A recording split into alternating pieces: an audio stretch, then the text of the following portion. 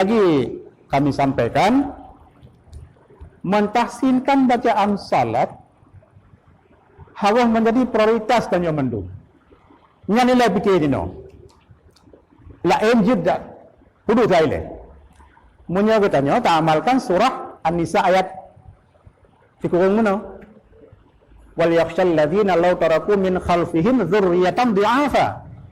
Hendaklah mereka takut bila meninggalkan di belakang mereka itu keturunan yang lemah dalam bidang agama Islam. Kemudian menambah atau mengurangi huruf. Ya, menambah mengurangi huruf. Nyajir tolong buka buku dia. Dibuka bacaan duduk antara dua sujud. Dia belum pegah. Pakan jika hanjut, tak tambah huruf, tak turun huruf.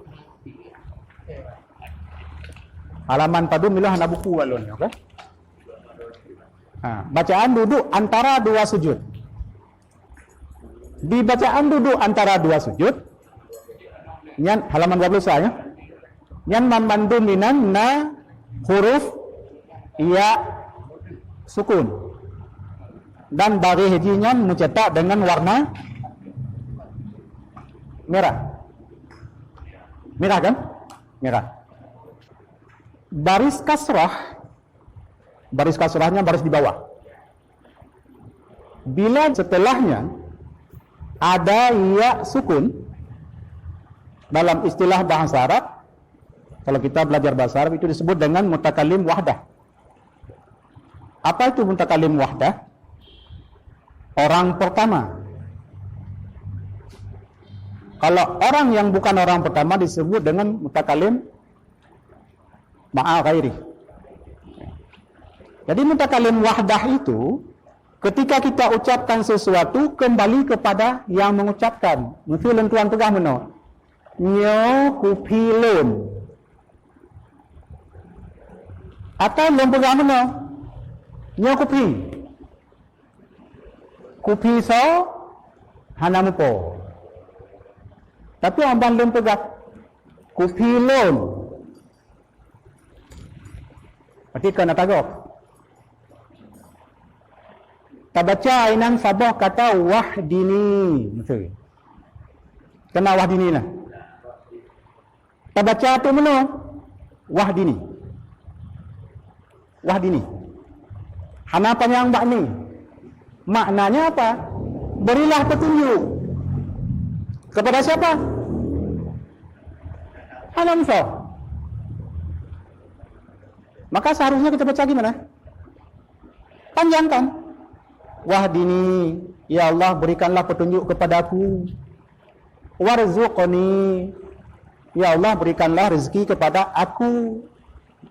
Aku itulah yang dilambangkan oleh iya sukun itu.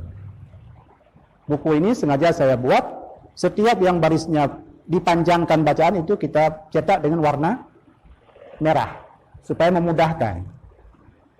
Nah, jadi menyata bacaan yang betul terbaca bina aku Rabbil firli warhamni wajburni, maka mungkin kitanya tak duduk antara dua sujud itu secepat itu. Nya jecok timer, nyona timer atau pakai jam lenuja sirah atau dua roh je. Jadi tolong baca lagi yang kagak baca, nanti tolong kalian minit je atau detik je padum detik. Saja.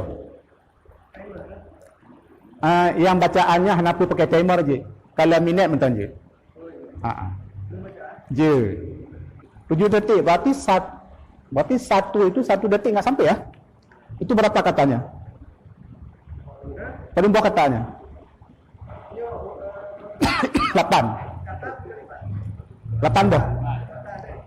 Pada buah kata 8 dah. Kali 8 permintaan. Berarti satu permintaan tidak sampai 1 detik ya? 7 detik nanya kan? 3 detik. 7 detik. Okey. Saya baca ada yang untuk perbandingan. Nah, silakan. Atas sama tele, tempat bawah le. Tebak-tebak, tebak-tebak.